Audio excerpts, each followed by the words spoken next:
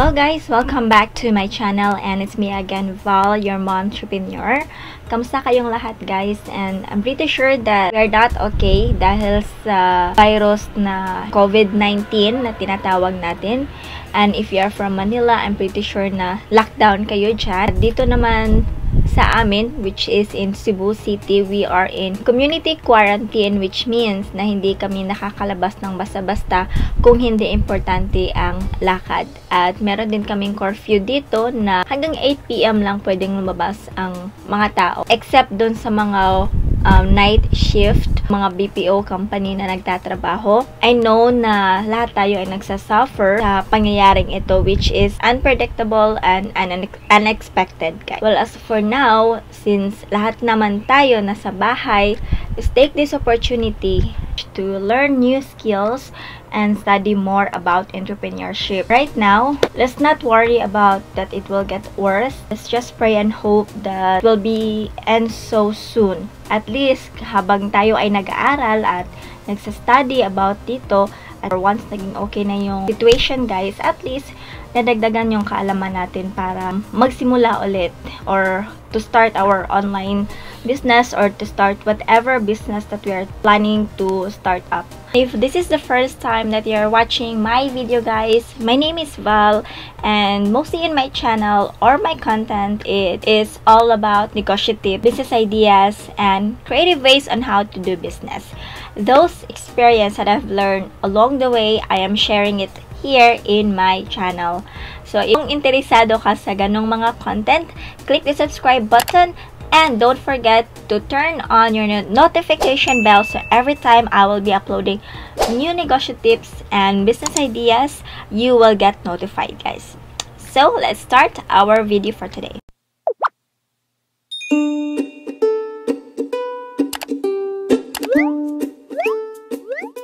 So, again guys, disclaimer lang muna, I am not an expert, I am not a coach here, and I'm not trying to be someone who know it all, but what I will be giving you here is just an idea or guide that might be applicable for you guys. And if you are a startup, young entrepreneur, wala talagang kaalaman, like me, way back before, sinishare ko dito.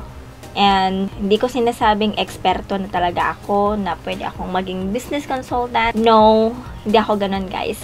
Sala kong hamak na maliit na negosyante na nagbi-build up ng sariling negosyo, new ideas and new learnings, I am sharing it here in my channel guys. So, ang topic natin ngayon, it's all about initial inventory. And by the way guys, if you haven't watched my previous videos about how to start your own milk tea business, actually, yung mga ideyang doon, yung mga tips na sinasabi ko is starting up a business. But putting as an example yung milk tea kasi yung pinaka-in-demand ngayon. But whatever that I'm sharing with you guys, it is applicable to any kind of business. Okay? Ano nga ba itong initial inventory? Of course, in Tagalog, isa itong panimulang inventaryo.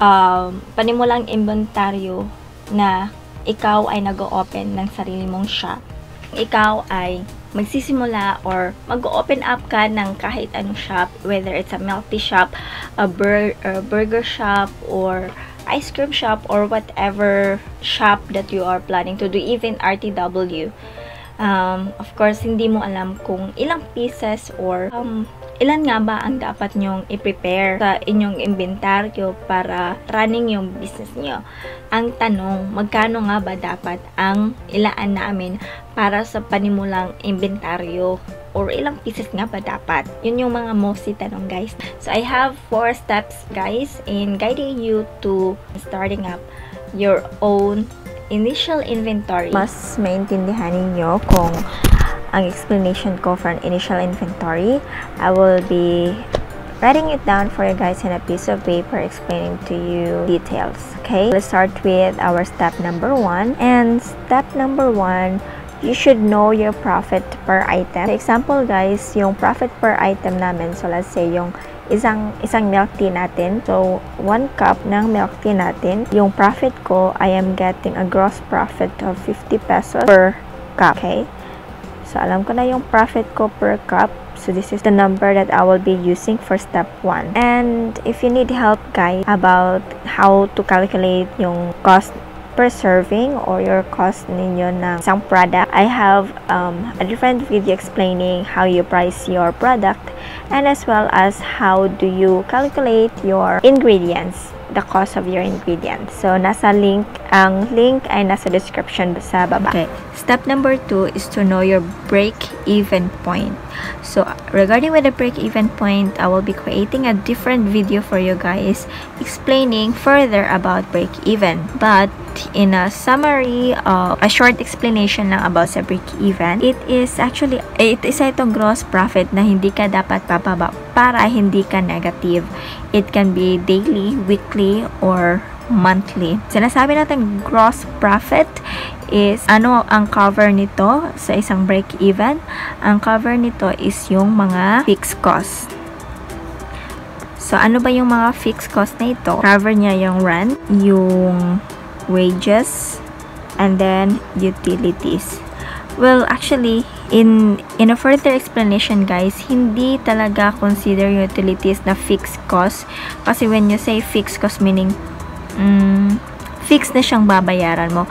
Yung utilities kasi is pwede siyang bumaba, pwede din siyang tataas. Pero, kinompute ko na siya as a fixed cost dahil alam ko kasi every month magbabayad ako ng utilities and every month magbabayad ako ng wages and every month magbabayad ako ng rent. Yung break-even ko in total per day, okay, dito na nakalkula ko dito sa rent, wages, and utilities is 116 per day or 3,700 per week. So, yung break-even point ko dapat, yung gross profit ko, hindi ako bababa sa 616 per day or 3,700 per week. Kuha nyo.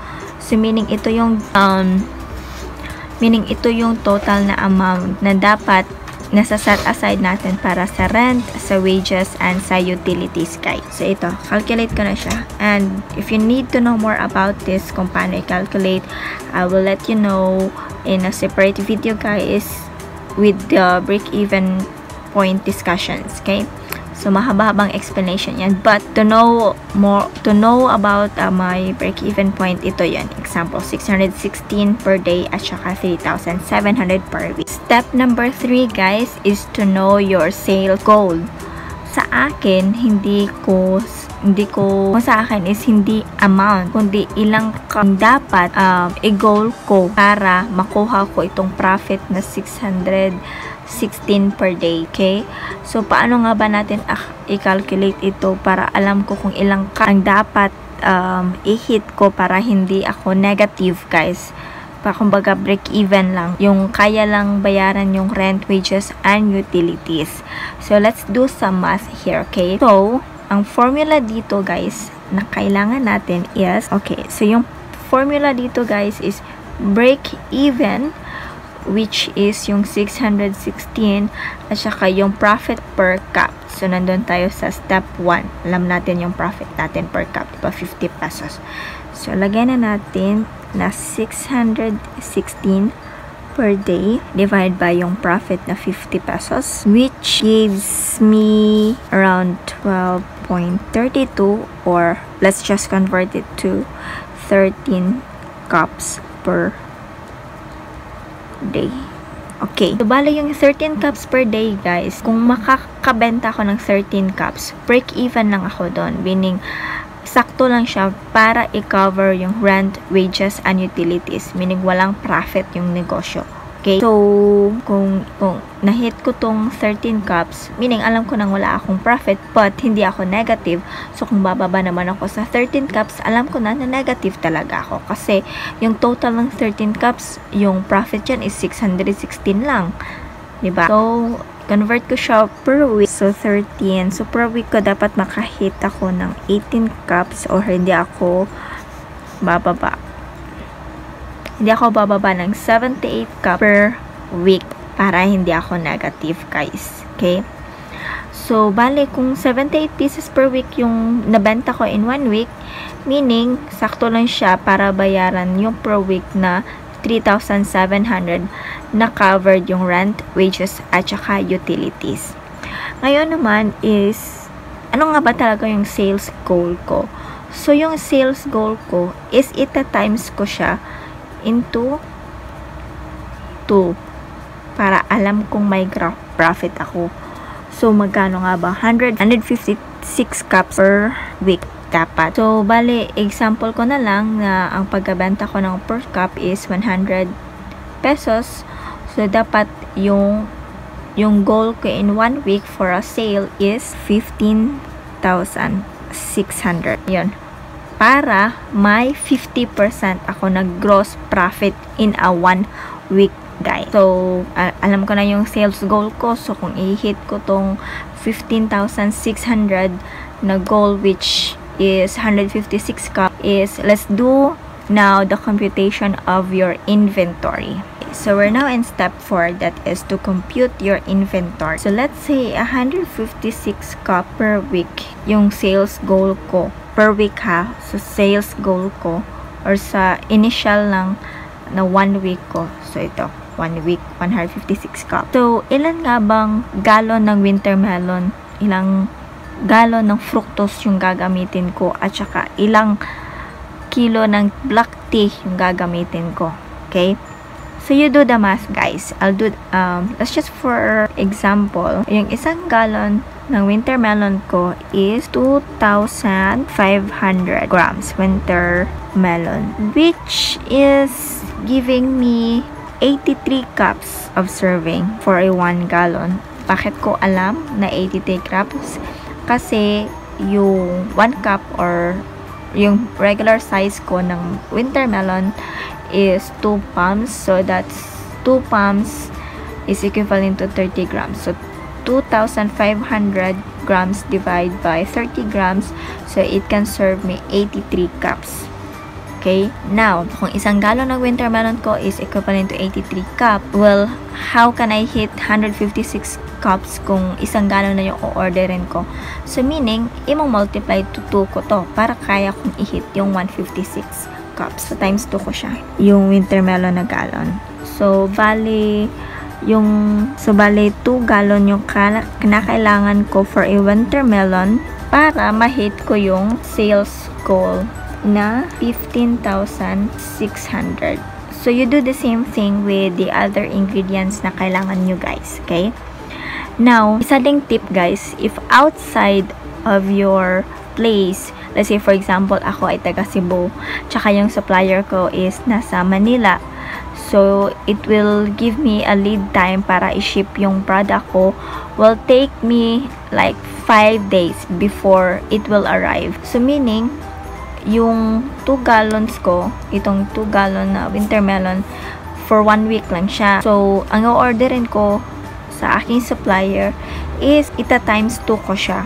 Kasi yung, wait, for example ha, okay, ko yung first week, meron akong 2 gallons na masiserve. And then, kung order ako by the end of the week, tapos it will take 5 weeks, at least, meron pa akong may serve na 2 gallons for the second week while waiting for the next 2 gallons that I ordered that will arrive in 5 days, guys. Para at least kung naubos yung 2 gallons ko na winter melon for the first week, may reserve ako na 2 gallons for the second week while waiting for the other gallons or ingredients that I ordered outside or from Manila pa. Usually kasi mga 5 days through app cargo darating yan. Let's have time to recap. So first is to know your profit per item. Step 2 is to know your break-even point.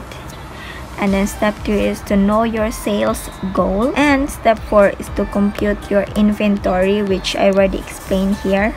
Sorry, which I explained here already, guys.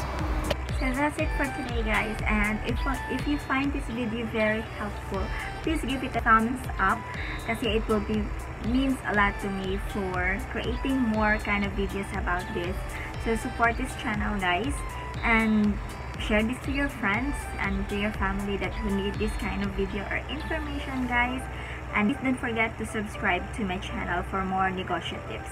I do hope na meron kayong natutunan sa ating video ngayon. So, if you have more questions about this or meron kayong gusto pang matutunan, please comment down below and I will find a way or see what I can do to help you answer your questions, guys, as long as kaya ko siyang sagutin na alam ko lang. But if I don't know, then I will be very honest with you guys. Okay, so that's it for today, guys. Thank you so much for sticking me around and I will see you next week. So,